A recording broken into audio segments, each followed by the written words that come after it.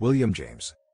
William James, January 11, 1842, August 27, 1910, was an American philosopher and psychologist, and the first educator to offer a psychology course in the United States. James is considered to be a leading thinker of the late 19th century, one of the most influential philosophers of the United States, and the father of American psychology. Along with Charles Sanders Peirce, James established the philosophical school known as Pragmatism, and is also cited as one of the founders of functional psychology. A review of general psychology analysis, published in 2002, ranked James as the 14th most eminent psychologist of the 20th century. A survey published in American Psychologist in 1991 ranked James's reputation in second place, after Wilhelm Wundt, who is widely regarded as the founder of experimental psychology. James also developed the philosophical perspective known as radical empiricism. James' work has influenced philosophers and academics such as Émile Durkheim, W.E. B. Du Bois, Edmund Husserl, Bertrand Russell, Ludwig Wittgenstein, Hilary Putnam, and Richard Rorty. He has even influenced former U.S. President Jimmy Carter. Born into a wealthy family, James was the son of the Swedenborgian theologian Henry James Sr. and the brother of both the prominent novelist Henry James and the diarist Alice James. James trained as a physician and taught anatomy at Harvard, but never practiced medicine. Instead, he pursued his interests in psychology and then philosophy. James wrote widely on many topics, including epistemology, education, metaphysics, psychology, religion, and mysticism. Among his most influential books are The Principles of Psychology, a groundbreaking text in the field of psychology, Essays in Radical Empiricism, an important text in philosophy, and The Varieties of Religious Experience, an investigation of different forms of religious experience, including theories on mind cure. Early life. William James was born at the Astor House in New York City on January 11, 1842. He was the son of Henry James Sr., a noted and independently wealthy Swedenborgian theologian well acquainted with the literary and intellectual elites of his day. The intellectual brilliance of the James family milieu and the remarkable epistolary talents of several of its members have made them a subject of continuing interest to historians, biographers, and critics. William James received an eclectic transatlantic education, developing fluency in both German and French. Education in the James household encouraged cosmopolitanism. The family made 2 trips to Europe while William James was still a child, setting a pattern that resulted in 13 more European journeys during his life. His early artistic bent led to an apprenticeship in the studio of William Morris Hunt in Newport, Rhode Island, but he switched in 1861 to scientific studies at the Lawrence Scientific School of Harvard University. In his early adulthood, James suffered from a variety of physical ailments, including those of the eyes, back, stomach, and skin. He was also tone deaf. He was subject to a variety of psychological symptoms which were diagnosed at the time as neurasthenia, and which included periods of depression during which he contemplated suicide for months on end. 2 younger brothers, Garth Wilkinson, Wilkie, and Robertson, Bob, fought in the Civil War. The other 3 siblings, William, Henry, and Alice James, all suffered from periods of invalidism. He took up medical studies at Harvard Medical School in 1864, according to his brother Henry James, the author. He took a break in the spring of 1865 to join naturalist Louis Agassiz on a scientific expedition up the Amazon River, but aborted his trip after 8 months, as he suffered bouts of severe seasickness and mild smallpox. His studies were interrupted once again due to illness in April 1867. He traveled to Germany in search of a cure and remained there until November 1868. At that time he was 26 years old. During this period, he began to publish. Reviews of his works appeared in literary periodicals such as the North American Review. James finally earned his MD degree in June 1869, but he never practiced medicine. What he called his soul sickness would only be resolved in 1872, after an extended period of philosophical searching. He married Alice Gibbons in 1878. In 1882 he joined the Theosophical Society. James's time in Germany proved intellectually fertile, helping him find that his true interests lay not in medicine but in philosophy and psychology. Later, in 1902 he would write, "I originally studied medicine in order to be a physiologist, but I drifted into psychology and philosophy from a sort of fatality. I never had any philosophic instruction, the first lecture on psychology I ever heard being the first I ever gave." In 1875 to 1876, James Henry Pickering Bowditch, 1840 to 1911, Charles Pickering Putnam, 1844 to 1914, and James Jackson Putnam, 1846 to 1918, founded the Putnam Camp at St. Hubert's, Essex County, New York. Career. James interacted with a wide array of writers and scholars throughout his life, including his godfather Ralph Waldo Emerson, his godson William James Sidis, as well as Charles Sanders Peirce, Bertrand Russell, Josiah Royce, Ernst Mach, John Dewey, Macedonio Fernandez, Walter Lippmann, Mark Twain, Horatio Alger, G. Stanley Hall, Henri Bergson, Carl Jung, and Sigmund Freud. James spent almost all of his academic career at Harvard. He was appointed instructor in physiology for the spring 1873 term, instructor in anatomy and physiology in 1873, assistant professor of psychology in 1876, assistant professor of philosophy in 1881, full professor in 1885, endowed chair in psychology in 1889, returned to philosophy in 1897, and emeritus professor of philosophy in 1907. James studied medicine, physiology, and biology, and began to teach in those subjects, but was drawn to the scientific study of the human mind at a time when psychology was constituting itself as a science. James's acquaintance with the work of figures like Hermann Helmholtz in Germany and Pierre Janet in France facilitated his introduction of courses in scientific psychology at Harvard University. He taught his first experimental psychology course at Harvard in the 1875 to 1876 academic year. During his Harvard years, James joined in philosophical discussions and debates with Charles Peirce, Oliver Wendell Holmes, and Chauncey Wright that evolved into a lively group informally known as the Metaphysical Club in 1872. Louis Menand, 2001, suggested that this club provided a foundation for American intellectual thought for decades to come. James joined the Anti-Imperialist League in 1898, in opposition to the United States annexation of the Philippines. Among James's students at Harvard University were luminaries such as Boris Sidis, Theodore Roosevelt, George Santayana, W. E. B. Du Bois, G. Stanley Hall, Ralph Barton Perry, Gertrude Stein, Horace Callan, Morris Raphael Cohen, Walter Lippmann, Alan Locke, C. I. Lewis, and Mary Whidden Calkins. Antiquarian bookseller Gabriel Wells tutored under him at Harvard in the late 1890s. Following his January 1907 retirement from Harvard, James continued to write and lecture, publishing Pragmatism, A Pluralistic Universe, and The Meaning of Truth. James was increasingly afflicted with cardiac pain during his last years. It worsened in 1909 while he worked on a philosophy text, unfinished but posthumously published as Some Problems in Philosophy.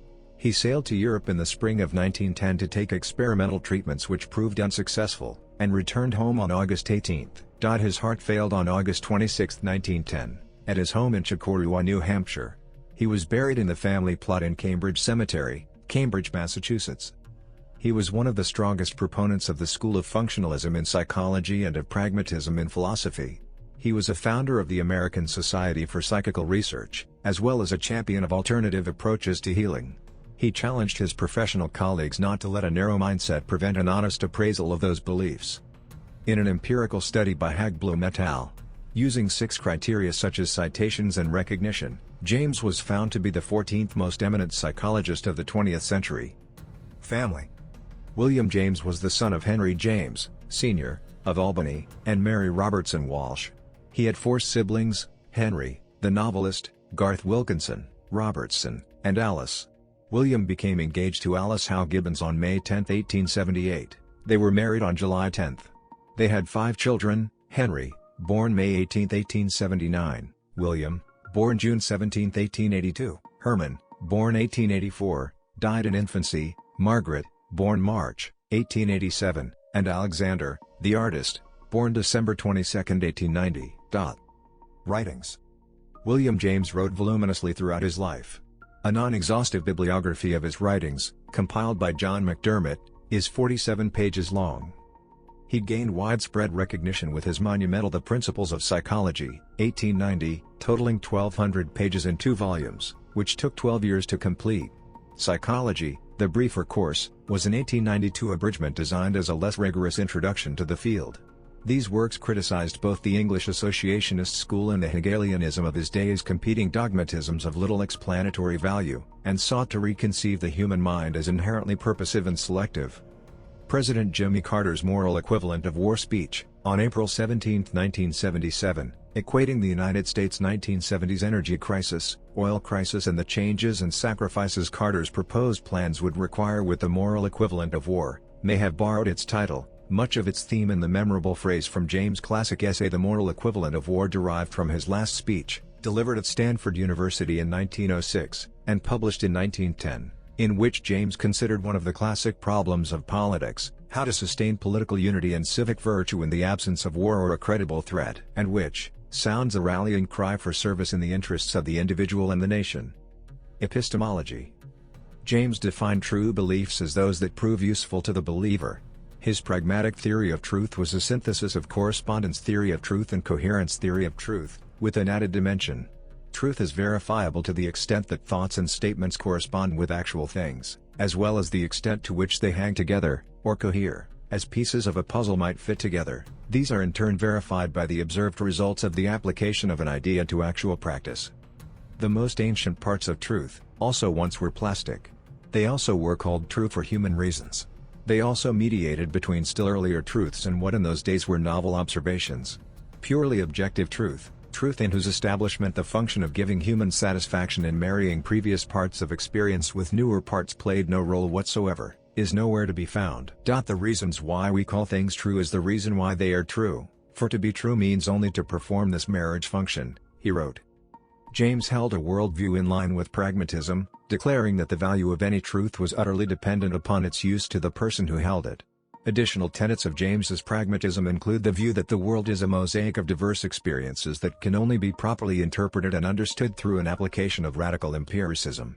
Radical empiricism, not related to the everyday scientific empiricism, asserts that the world and experience can never be halted for an entirely objective analysis. The mind of the observer and the act of observation affect any empirical approach to truth. The mind, its experiences, and nature are inseparable. James's emphasis on diversity as the default human condition, over and against duality, especially Hegelian dialectical duality, has maintained a strong influence in American culture. James's description of the mind-world connection, which he described in terms of a stream of consciousness, had a direct and significant impact on avant-garde and modernist literature and art, notably in the case of James Joyce. In What Pragmatism Means, James writes that the central point of his own doctrine of truth is, in brief, that truths emerge from facts, but they dip forward into facts again and add to them, which facts again create or reveal new truth. The word is indifferent, and so on indefinitely. The facts themselves meanwhile are not true. They simply are. Truth is the function of the beliefs that start and terminate among them. Richard Rorty made the contested claim that James did not mean to give a theory of truth with this statement and that we should not regard it as such. However, other pragmatism scholars such as Susan Hack and Howard Mounce do not share Rorty's instrumentalist interpretation of James. In The Meaning of Truth, James seems to speak of truth in relativistic terms. The critic's trouble seems to come from his taking the word true irrelatively, whereas the pragmatist always means true for him who experiences the workings. However, James responded to critics accusing him of relativism, skepticism or agnosticism, and of believing only in relative truths. To the contrary, he supported an epistemological realism position. Pragmatism and cash value. Pragmatism is an approach to philosophy which holds that the truth or meaning of a statement is to be measured by its practical consequences. From the Introduction to William James's Pragmatism by Bruce Cooklick, 1981, p. 14. James's book of lectures on pragmatism is arguably the most influential book of American philosophy. The lectures inside depict his position on the subject. In his sixth lecture he starts off by defining truth as agreement with reality. With this, James warns that there will be disagreements between pragmatics and intellectualists over the concepts of agreement and reality, the last reasoning before thoughts settle and become autonomous for us. However, he contrasts this by supporting a more practical interpretation that a true idea or belief is one that we can blend with our thinking so that it can be justified through experiences. For James, the reality with which truths must agree has three dimensions: 1. Matters of fact, 2. Relations of ideas, and 3. The entire set of other truths to which we are committed. Saying that these truths agree with the realities pragmatically means that they lead us to useful outcomes. According to William James' pragmatic approach to belief, knowledge is commonly viewed as a justified and true belief. James will accept a view if its conception of truth is analyzed and justified through interpretation, pragmatically. As a matter of fact, James' whole philosophy is of productive beliefs. Belief in anything involves conceiving of how it is real, but disbelief is the result when we dismiss something because it contradicts another thing we think of as real. In his Sentiment of Rationality, saying that crucial beliefs are not known is to doubt their truth, even if it seems possible. James names 4 postulates of rationality as valuable but unknowable: God, immorality, freedom, and moral duty. In contrast, the weak side to pragmatism is that the best justification for a claim is whether it works. However, a claim that does not have outcomes cannot be justified, or unjustified, because it will not make a difference. Will to Believe Doctrine. In William James's lecture of 1896 titled The Will to Believe, James defends the right to violate the principle of evidentialism in order to justify hypothesis venturing. This idea foresaw 20th-century objections to evidentialism and sought to ground justified belief in an unwavering principle that would prove more beneficial. Through his philosophy of pragmatism, William James justifies religious beliefs by using the results of his hypothetical venturing as evidence to support the hypothesis' truth. Therefore, this doctrine allows one to assume belief in a God and prove its existence by what the belief brings to one's life. This was criticized by advocates of skepticism rationality, like Bertrand Russell in Free Thought and Official Propaganda, and Alfred Henry Lloyd with The Will to Doubt. Both argued that one must always adhere to fallibilism, recognizing of all human knowledge that none of our beliefs are quite true, all have at least a penumbra of vagueness and error, and that the only means of progressing ever closer to the truth is to never assume certainty, but always examine all sides and try to reach a conclusion objectively. Free will. In his search for truth and assorted principles of psychology, William James developed his 2-stage model of free will. In his model, he tries to explain how it is people come to the making of a decision and what factors are involved in it. He firstly defines our basic ability to choose as free will. Then he specifies our 2 factors as chance and choice. James's 2-stage model effectively separates chance, the indeterministic free element, from choice, an arguably determinate decision that follows causally from one's character, values, and especially feelings and desires at the moment of decision. Chance is, as previously said, the free element. It is that part of the model we have no control over, the wild stallion if you will. James says that in the sequence of the model, chance comes before choice. In the moment of decision we are given the chance to make a decision, and then the choice is what we do, or do not do, regarding the decision. When it comes to choice, James says we make a choice based on different experiences. It comes from our own past experiences, the observations of others, or as James himself says, a supply of ideas of the various movements that are left in the memory by experiences of their involuntary performance is thus the first prerequisite of the voluntary life. What James describes is that once you've made a decision in the past, the experience is stockpiled into your memory where it can be referenced the next time a decision must be made, and will be drawn from as a positive solution. But in his development of the design, James also struggled with being able to prove that free will is actually free or predetermined. People can make judgments of regret, moral approval and moral disapproval, and if those are absent, then that means our will is predetermined. An example of this is James says the problem is a very personal one in that he cannot personally conceive of the universe as a place where murder must happen. Essentially, if there were no regrets or judgments, then all the bad stuff would not be considered bad, only as predetermined, because there are no options of good and bad. The free will option is pragmatically truer because it better accommodates the judgments of regret and morality. Overall, James uses this line of reasoning to prove that our will is indeed free, because of our morality codes, and the conceivable alternate universes where a decision has been regarded different than what we chose. In The Will to Believe, James simply asserted that his will was free. As his first act of freedom, he said, he chose to believe his will was free. He was encouraged to do this by reading Charles Renouvier, whose work convinced James to convert from monism to pluralism. In his diary entry of April 30, 1870, James wrote, "In 1884 James set the terms for all future discussions of determinism and compatibilism in the free will debates with his lecture to Harvard Divinity School students published as The Dilemma of Determinism. In this talk he defined the common terms hard determinism and soft determinism, now more commonly called compatibilism. James called compatibilism a quagmire of evasion, just as the ideas of Thomas Hobbes and David Hume, that free will was simply freedom from external coercion, were called a wretched subterfuge by Immanuel Kant."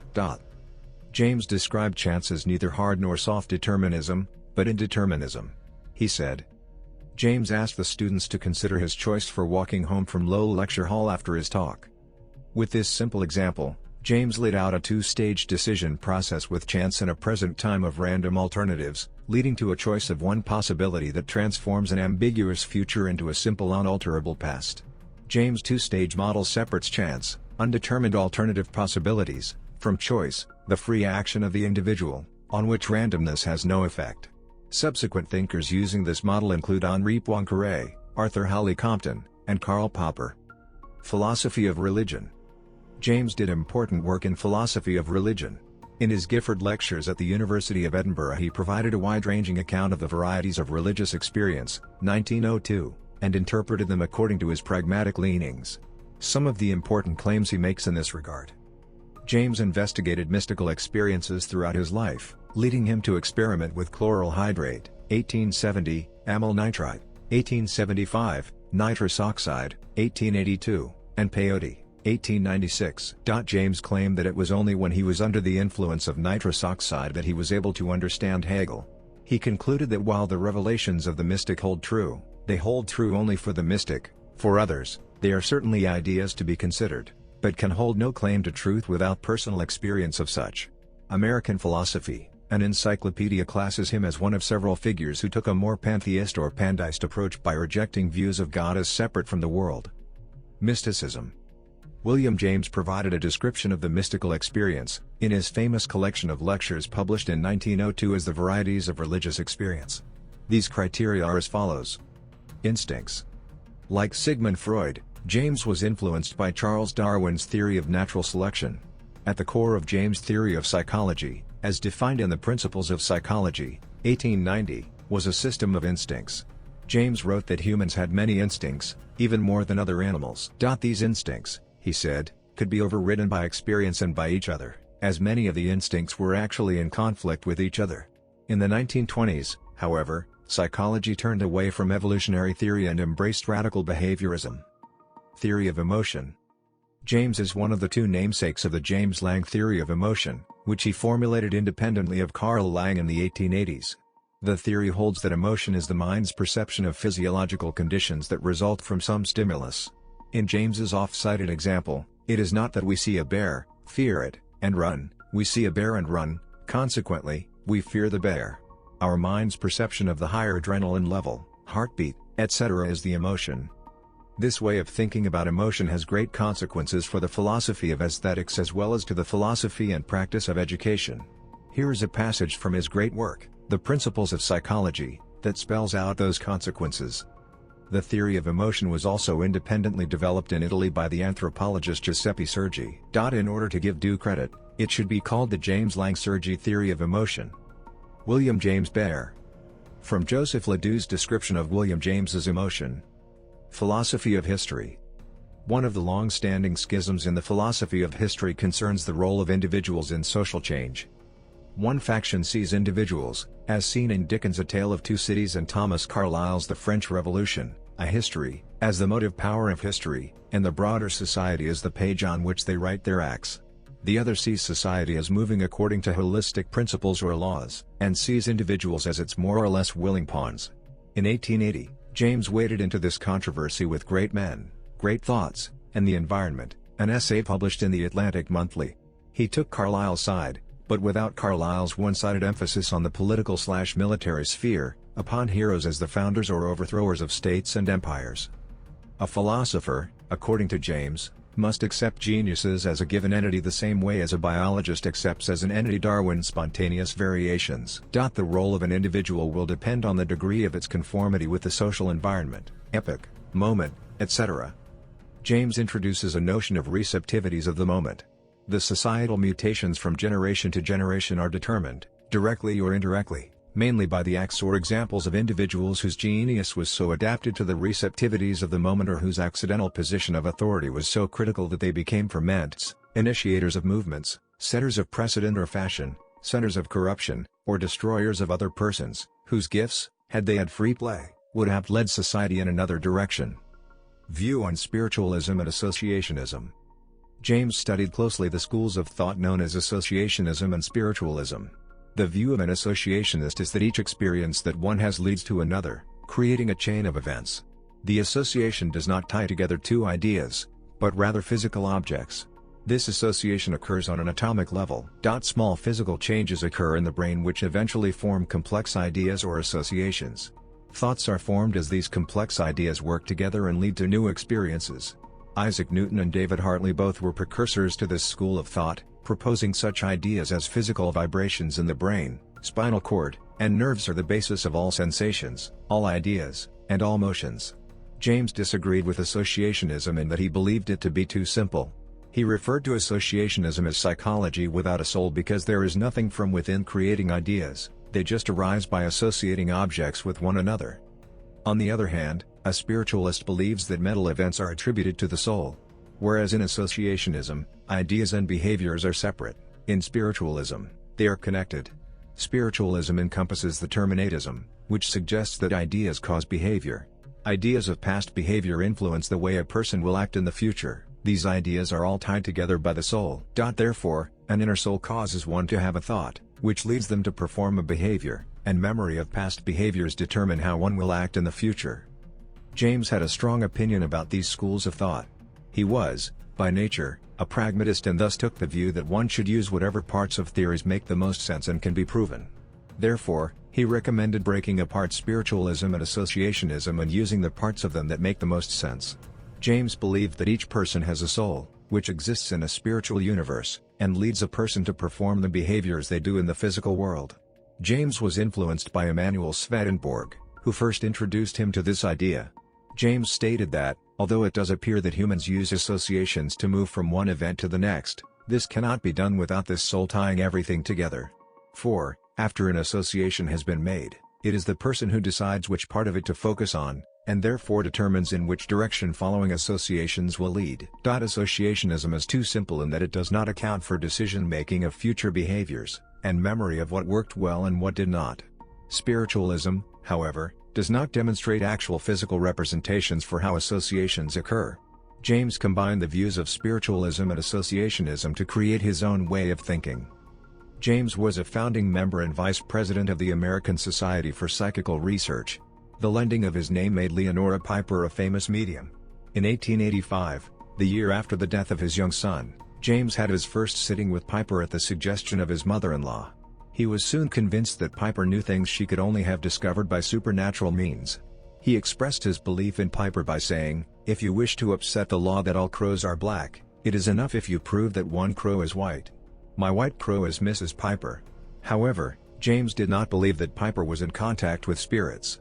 After evaluating 69 reports of Piper's mediumship, he considered the hypothesis of telepathy as well as Piper obtaining information about her sitters by natural means such as her memory recalling information. According to James, the spirit control hypothesis of her mediumship was incoherent, irrelevant and in cases demonstrably false.